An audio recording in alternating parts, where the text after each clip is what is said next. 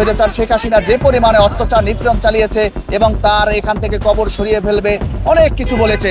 বাংলাদেশের মানুষ আর রাতে ভোট চায় না, বাংলাদেশের মানুষ দিনের বেলায় ভোট চায়। আর দেশের যদি ব্যবসা বাণিজ্য ভালো থাকে তাহলে সবাই ভালো থাকবে। বাংলাদেশের মানুষ আর রাতে ভোট চায় না, বাংলাদেশের মানুষ দিনের বেলায় ভোট চায়। দিনের বেলায় মানুষ ভোট দিয়ে মানুষ তাদের নির্বাচিত সরকার দেখতে চায়, যেই সরকার বাংলাদেশের উন্নয়ন করবে, যেই উন্নয়নের ধারা এতদিন ব্যাহত হয়েছিল।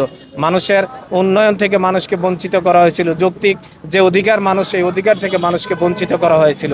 সেই অধিকার ফিরে পেতে এবং বাংলাদেশের এই উন্নয়নের দ্বারা অব্যাহত রাখতে শহীদ জিয়ার আদর্শকে ধারণ করে আমরা অবশ্যই চাই যেন একটি নির্বাচন হয়। স্বাধীনতার ঘোষণার মাধ্যমে একটা নতুন বাংলাদেশ দিয়েছে এবং তিনি ক্ষমতা গ্রহণ করে বাংলাদেশে একটা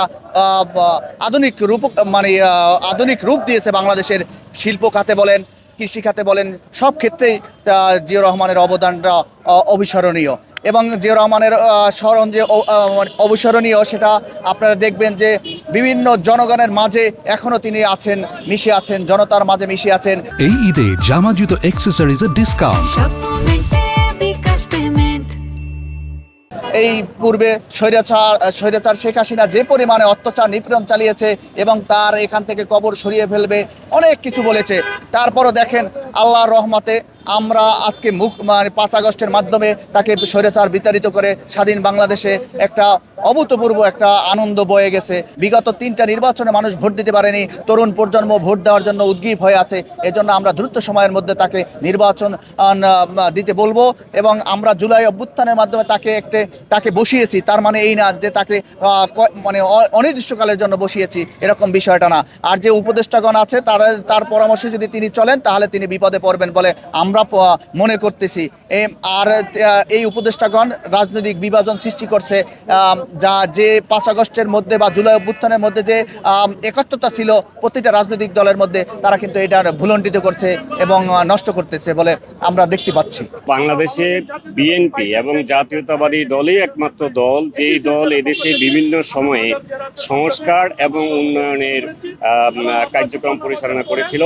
শহীদ প্রেসিডেন্ট জিয়াউর রহমান এমন একজন প্রেসিডেন্ট যিনি এই বাংলাদেশের উন্নয়নের জন্য, বাংলাদেশের সমৃদ্ধির জন্য, বাংলাদেশ যে রেমিটেন্সের উপর বর্তমান দাঁড়িয়ে আছে সেই রেমিটেন্স এবং গার্মেন্টস শিল্পকে প্রতিষ্ঠা করেছিলেন।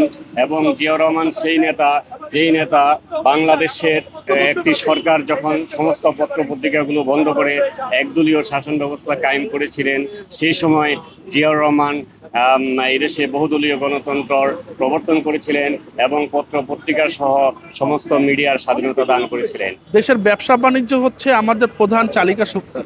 এইখানে নতুন কোনো বিনিয়োগ আসে নাই, তারপরে আবার শেয়ার বাজারে একটা বড় ধরনের ধস নেমেছে। তো আমরা চাই যে আমাদের অর্থনৈতিক চালিকা শক্তি এটা ঠিক থাকুক। এ বিষয়ে আশা নেয়ার মতো কোনো বড় কোনো পাইনি। আমরা চাই যে দেশের যদি ব্যবসা বাণিজ্য ভালো থাকে তাহলে সবাই ভালো থাকবে।